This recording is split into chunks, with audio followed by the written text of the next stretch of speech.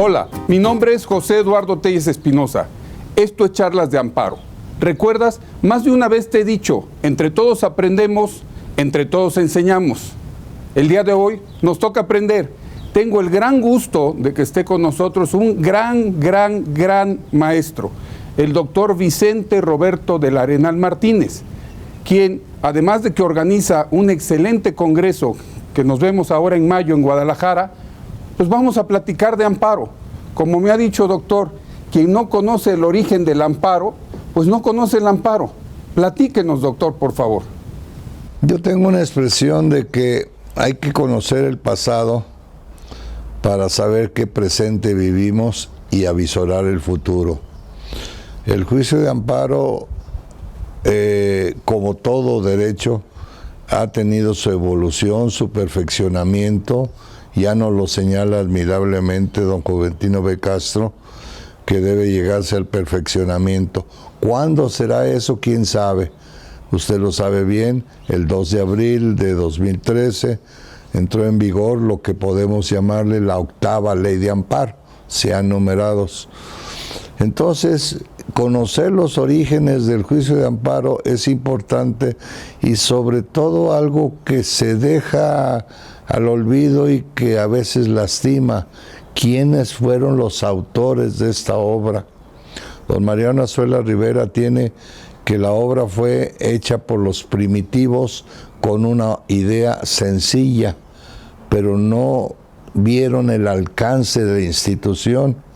A mí me llama mucho la atención y lo dibujo en mi mente el día en que se publica el bando, el 18 de mayo de 1847, se publica el bando en donde se restablece la vigencia de la Constitución de 1824. Y entonces me imagino a la gente pasar, el cargador, el vendedor, el pajarero, porque estamos hablando de época de principios del siglo pasado, a mitad del siglo pasado. Antepasado, sí. Y leían, se restablece la vigencia de la Constitución de 1824 y de repente aparecía el artículo 25 del Acta Constitutiva y de Reformas.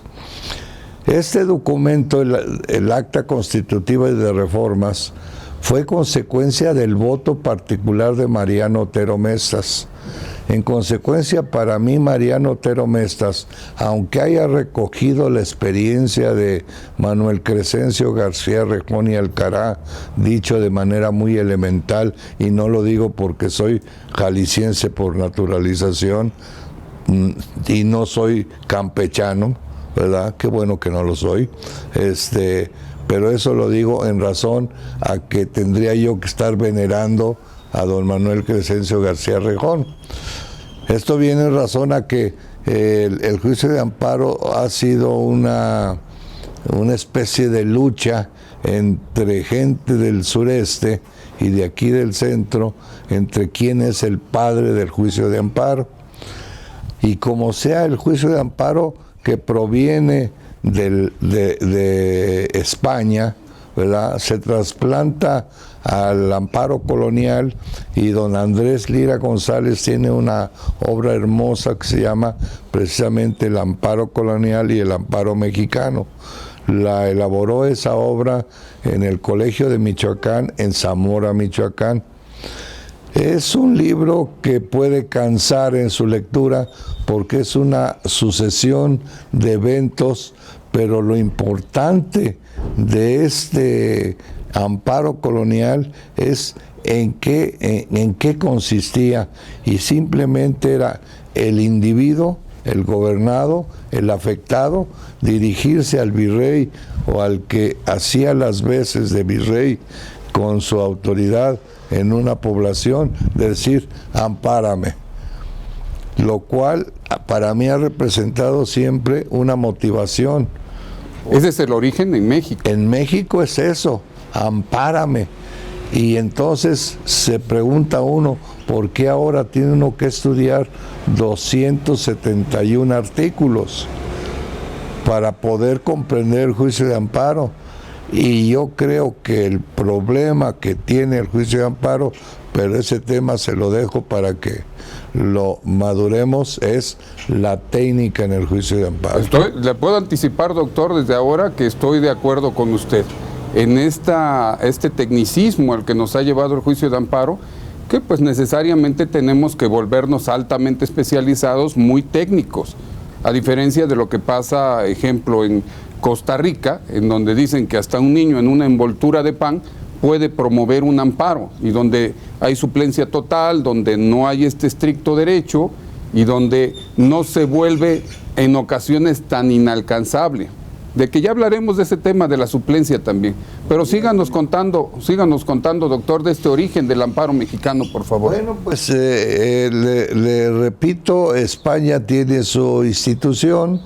Esa es trasplantada, lógico, por la colonia en Nueva España, Nueva Galicia, y se le llama el amparo colonial, lo estudia, repito, don Andrés Lira González, y después, pues al separarse, entre comillas, la provincia de Yucatán, porque no admite el centralismo al que lo sujeta con la presencia de Santana, se va a refugiar él a Yucatán, aunque nace en una población que hoy es del estado de Campeche. Por eso hacía la distinción de Campeche, aunque nos quedamos con el origen de Yucatán normalmente. De Yucatán, Bolonchoticul, una cosa así, el nombre de la población de donde nace don Manuel Crescencio García Rejón. Y él, al separarse junto con otro grupo de notables yucatecos, formalizan lo que es el proyecto de Constitución yucateca.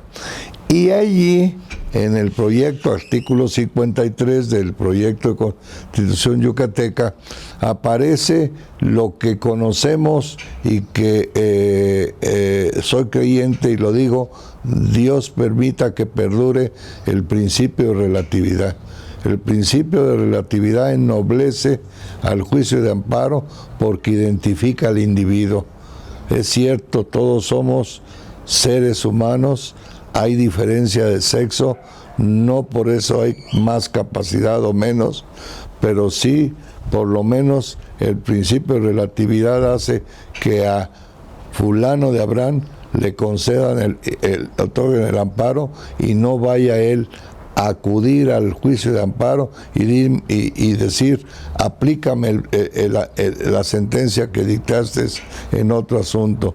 El principio de relatividad debe mantenerse, aunque usted lo sabe, ya con esta nueva ley de amparo, pues en materia de contraleyes, sí se establece ya el principio de relatividad suprimido para que tenga efectos generales las sentencias, excepto en materia fiscal. Estamos hablando de la Declaratoria General de Inconstitucionalidad y que algunos autores, que no coincidimos con ellos, han dicho que se abrogó el principio de relatividad, lo cual es totalmente inexacto, sino únicamente se trata de un matiz, como se dice en los tribunales colegiados, en los tribunales de amparo, en donde permanece este principio de relatividad, pero genera que en tratándose del amparo contra normas generales, salvo las de materia tributaria, dice la Constitución, solamente en ellas no se aplique la Declaratoria General de Inconstitucionalidad.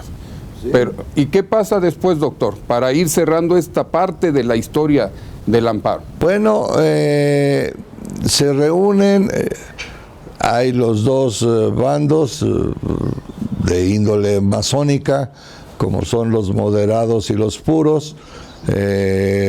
Crescencio pertenece a una de estas sectas, Mariano Otero a otra, pero por coincidencias del destino, vivimos bajo los designios del destino. La presencia mía con usted es el destino de habernos reunido. Totalmente de acuerdo, destino también. Hacernos amigos, y el destino fue que a Crescencio Rejón pues lo persigue la justicia es casi anecdótico esto, ¿verdad? Lo persigue la justicia y tiene que salir, como decimos los mexicanos, por piernas.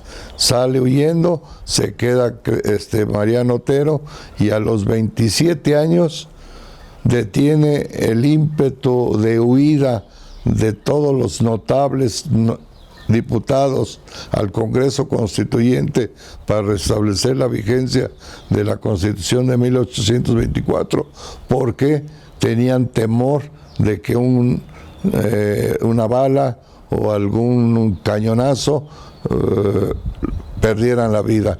Entonces, la graciosa huida, más vale aquí corrió que aquí quedó, y se para con pantalones, si se puede decir, con su ímpetu, con la edad de 27 años, que yo le digo a mis alumnos, vean el ejemplo de un jalisciense y de un mexicano que a la edad de 27 años llega a transformar el Estado mexicano creando el juicio de amparo.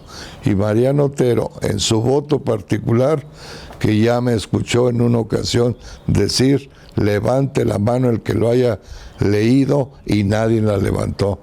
Y eso es un pesar, porque es un documento que aún hoy tendría mucho valor estudiar el voto particular. Que es parte precisamente del Congreso Nacional Dr. Vicente Roberto del Arenal Martínez, que tenemos en Guadalajara del 21 al 22 de mayo. Hacer este reconocimiento, voto particular. Que lo menciona, porque mi espíritu o designio, o como podamos llamarle, es en realidad honrar a Mariano Otero Mestas. Podría honrarse también a Manuel Crescencio García Rejón, a Ignacio L. Vallarta, a Ponciano Arriaga, a León Aceves, a cuantos y cuantos que en el devenir de la historia han ido transformando nuestro juicio de amparo. ¿Por qué no mencionar a Ignacio Burgoa Orihuela, a Juventino B. Castro, a Alfonso Noriega? Pero ellos dos fueron en realidad los hacedores del milagro del juicio de amparo. Una institución que, según conocimiento que tengo por lectura de Ferrer MacGregor Poinsot sobre el juicio de amparo en el mundo, faltan 5 países para adoptar el juicio de amparo. Aun cuando usted menciona hace un momento Costa Rica, yo hice un viaje a Colombia para dar una conferencia en relación con el juicio de amparo y la institución colombiana.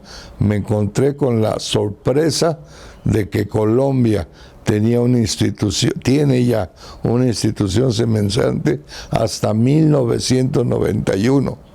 Entonces no nos hicimos la pregunta de qué institución se trata, de cómo es, sino qué pasó antes de 1991, cómo se trató la violación a las garantías individuales en Colombia, y mejor no nos metamos a hablar del tema de Colombia. Pues tenemos mucho que hablar, tenemos un gran conocedor de la materia, el doctor Vicente Roberto del Arenal Martínez, integrante del Poder Judicial de la Federación por más de 45 años, señor magistrado de circuito, toda una institución.